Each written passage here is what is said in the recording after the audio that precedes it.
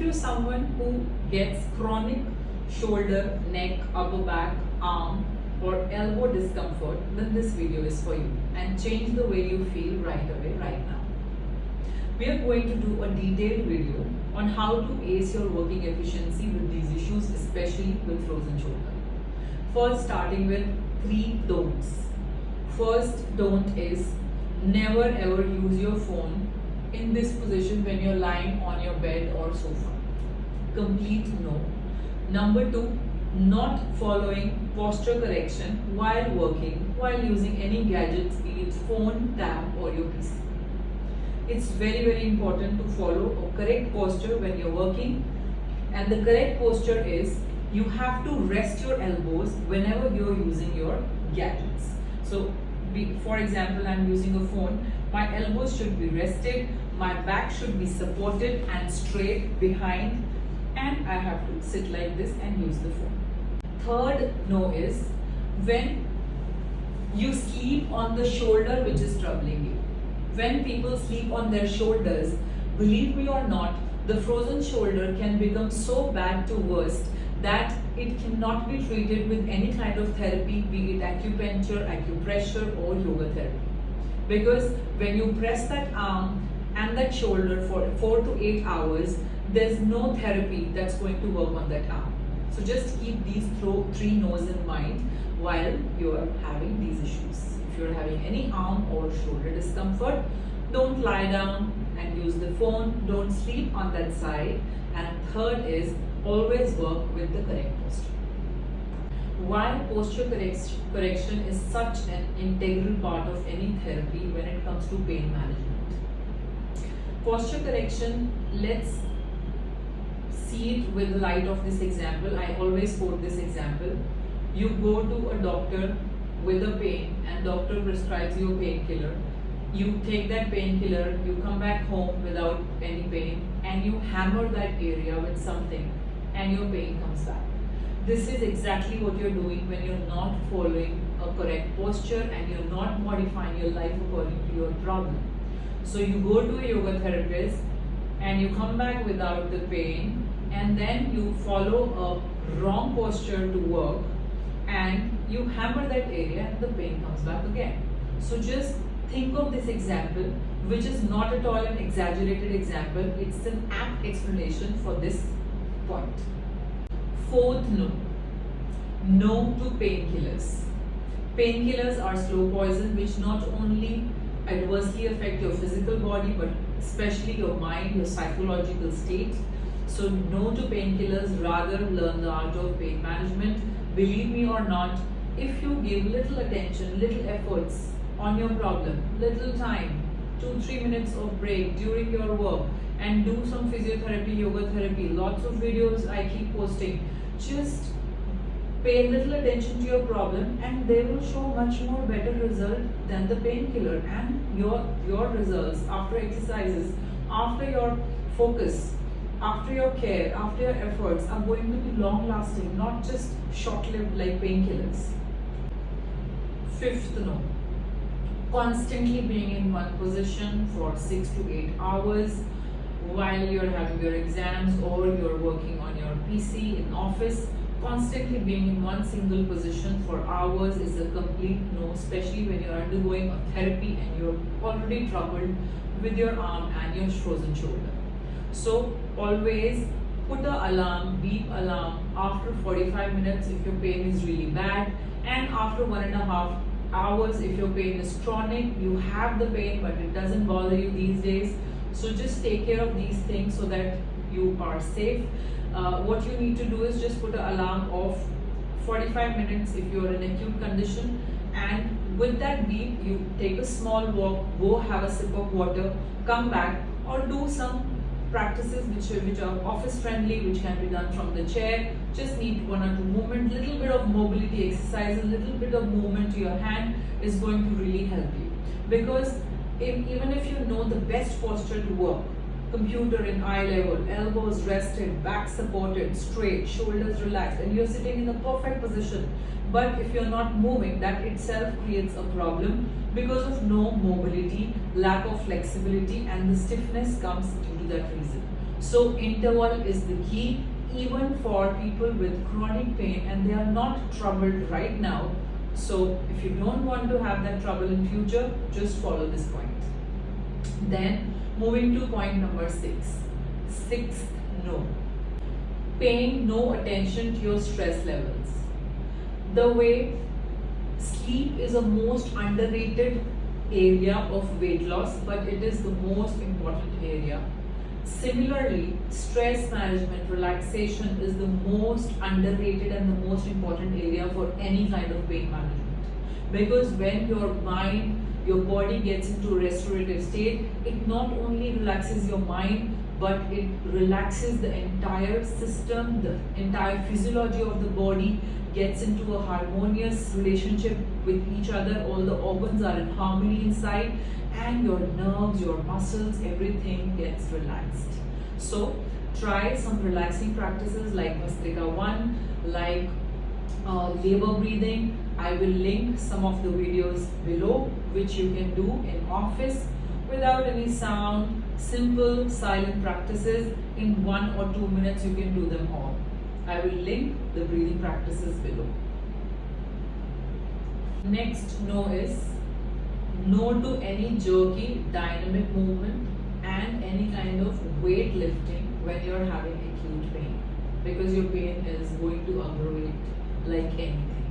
So take care. If you go to any fitness center, gym or something, do everything but no weightlifting and no jerky dynamic exercises, no sudden movement. Coming to the do's part, what can we do for faster healing of these areas? Shoulder, elbow, arm, neck, upper back. So the best thing, the best therapy you can do yourself is counter therapy. What is counter therapy? So counter therapies, you have to carefully examine and observe what all activities are aggravating the pain and giving you the strain in your weak area. For example, after scrolling the phone for hours, your pain increases. What is the position when you're using the phone? So the position is like this. Right hand on top, left hand down. Both the elbows flexed. So opposite of flexion is extension. First thing, extend your arms, and the opposite hand movement. So you turn the hands other way around. So your right palm is facing the ceiling and your left palm is facing the ground. So this is opposite to how I use my phone. So you need to counter the position of your hands while resting. Now for example, you have a break time, you sit on the chair with your hands extended, relax like this, then you're lying down in Shavasana, you're on the yoga mat or you're in bed at night, try to counter the position of your body. Second example is, for example, I get pain after using the mouse for hours. So when I'm using my mouse, my elbow is not resting, it's slightly strained, and my hand is facing down. So opposite is extension and palm facing up. So try this position even when you're on the chair or on the bed, and you will feel that your body gets really relaxed when you do counter therapy. With counter therapy, you can be very creative. You can just do the opposite of the activity which is causing, which is creating, which is straining the pain, and you will become your own therapist. Try. Now we will see how to give a counter therapy when you're sleeping. So let's say I have a problem with my left shoulder, and usually what happens when we are working, our shoulders are bent like this, they are strained like this. Our position is, our back is like a banana, C shape.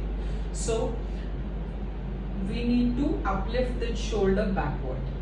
So if you keep this shoulder a little backward for a few minutes or hours, it's really going to heal your shoulder.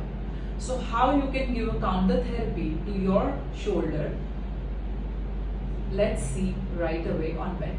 So presuming that I have a left shoulder problem and I need to retract this shoulder while sleeping, I will just put a soft thin cushion below my shoulder so that my shoulder is slightly pushed upward, retracted passively, and just sleep and relax. Remember what I told you, counter therapy, elbows extended, and hand position opposite to how you use the phone. Same goes with this hand, opposite to how I use my phone. Even if you sleep like this for 10 minutes, see the effect, see the result. It's going to be game changing for someone with frozen shoulder. Try this and do mention in the comments. So we are looking at aspects related to bed, sleeping, pillow, mattress when it comes to frozen shoulder and arm and neck discomfort.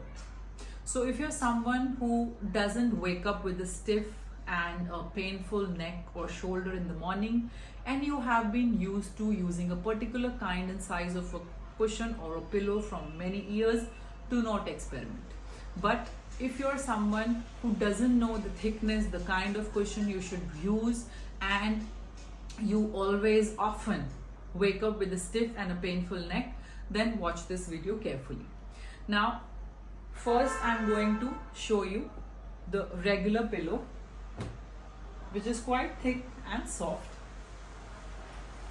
So when you're lying down in supine lying position, rule number 1, your cushion should not be like this, where the pillow is only under my head and it is not coming till my shoulder. So this is a no.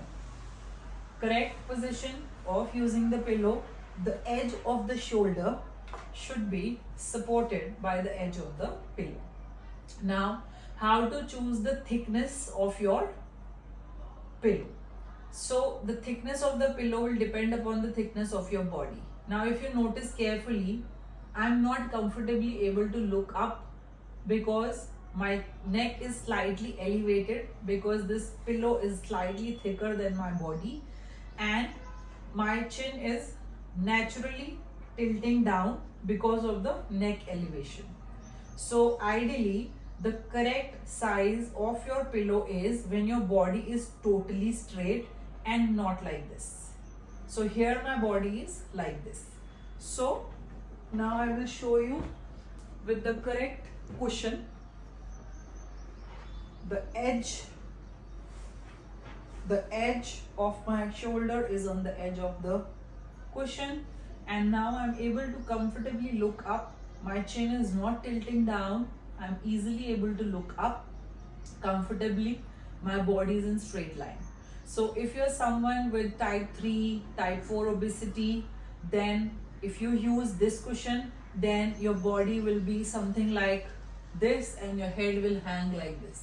So you have to choose very carefully that your body is in one line. So that is about the thickness of the cushion. Now the cushion should not be, the pillow or cushion should not be very springy and soft. It should be slightly firm. So this is slightly firm, that is very, very soft. Now how to sleep on your side when you have a chronic or a weak shoulder and arm. So when you take a turn, do not press your hand or the arm under your body. You always take your hand out and sleep like this. If you have acute pain, unbearable pain, almost on the verge of popping a painkiller, then even this position can be strainful. So in that case, just avoid sleeping on one side, either sleep on the other side without pressing the arm, or you sleep in supine line or prone line. Now point number 3, how to use a cushion or a pillow in general when you're on the side. What is the correct way? So the moment you take a turn, your head should not be like this. Now here there is a gap in between the pillow and the neck. So the moment you take a turn, just shove this, fill the gap, rest the head, hand is out and just sleep. So these are the correct ways of sleeping on your side, in supine line, in prone line.